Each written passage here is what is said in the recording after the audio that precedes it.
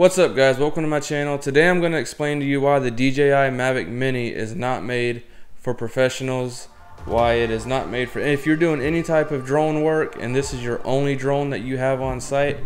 This video I'm going to explain to you why it is not a good drone to have for professionals. If you are just recreational use, having fun, just getting some stuff for your family every now and again, perfect drone. But if you're a professional, you do this for a living, and in this video I'm going to explain to you why it is not for you.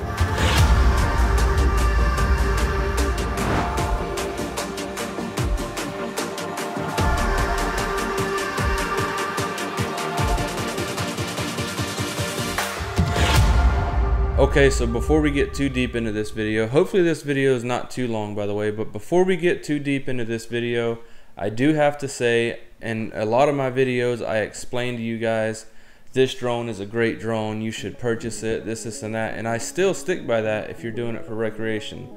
Or you can buy it if you're a professional and this is strictly your backup drone, which is what it is for me. It's strictly my backup drone. Whenever my Mavic Pro, something might happen to it, that's what I use it for. So don't go in the comments saying, well, you said this drone's amazing, that it shoots good. It does shoot really good. The shooting is great, but there is one negative thing about this drone that will put you in a very bad spot if you're counting on this drone to do any type of thing, like chase anything. So with saying that, I just wanted to get that out of the way before I get comments of, you said this was a good drone, blah, blah, blah, blah. It is a good drone, but not if it's your only drone. Or it is a good drone if you're doing it just for like videoing your family and stuff. So with saying that, now that I got that out the way, I can explain to you guys why this is not a good drone for professionals. You guys probably know, if y'all are doing y'all's research on this drone, it weighs 249 grams. It says it right there on the side. It is a very light drone. Whenever you put the battery in there, it gets a little heavier, but it's still light. And the reason why that is important is because when you're flying this drone trying to get footage and there is a little wind, the wind's gonna take it and you're gonna be screwed. I'm gonna show you some footage here. I'm gonna watch it on my phone, but you guys are gonna see it full screen.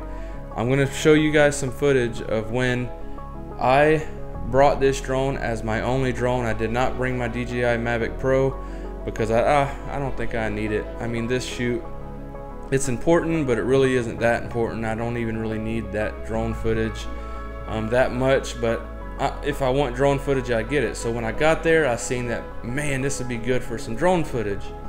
So I put my drone up, I started recording, and I'm gonna show you guys. And so I put my drone up, as you can see, it is up, and I try to get some footage, but every time that you see the drone go backwards in this footage, I did not do that. It was the drone and the wind pushing the drone backwards. So just so you know, while you're watching this footage, every time you see the drone go backwards, that was the wind pushing it backwards. I had it in sports mode, I had it in every mode trying to get it to go the other way, but the wind kept pushing it. And yes, I know I could have got it below the tree lines, but I didn't, because there was other drones flying all over the place in that area. This was a cop event. They had drones, they had about 3 drones flying. That's why I had mine kind of out of the way, a little higher than everybody else's, which, yes, I do regret that, because if I got it a little below the tree line, as you could see, I have more footage. I did have it below the tree line and the wind was still pushing it backwards. So that wouldn't have helped anyway. It would have helped a little bit. As you can see on this footage, it is getting pushed back hard, and you can see the surrounding stuff around that flag. As you can see, there's constant wind on that flag. The trees, the palm trees by that building to the right, whenever you see the drone go back really fast, you see that tree move a lot. And as you can see here, I start looking for a place to land where I'm like 3 football fields away. So I just have to find somewhere that I think is safe to land it, and I had to use the Find My Drone feature to find my drone, and luckily that feature does work great, and it put me right to the drone. I walked directly to the drone and everything was perfect. But this drone is not made for professionals, because it feels like this is why it's important. I bring this drone everywhere with me because it's my backup drone. But so far, in every situation that I've been, since I've had this drone, I've had about 20 jobs where I shoot with the regular camera, and I also shoot drone. It's a package that I offer.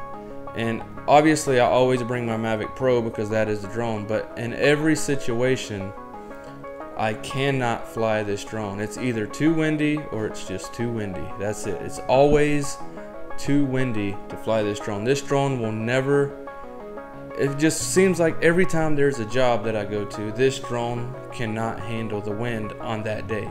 But there's plenty of footage that I've got with my family, and it's just awesome. Also, the reason why it's good just to get with your family and you don't have to really worry about nothing is because when you're working professionally and you have people watching what you're doing, you don't want your drone to, you know, get carried away by the wind and you got to go chase it. It just looks stupid.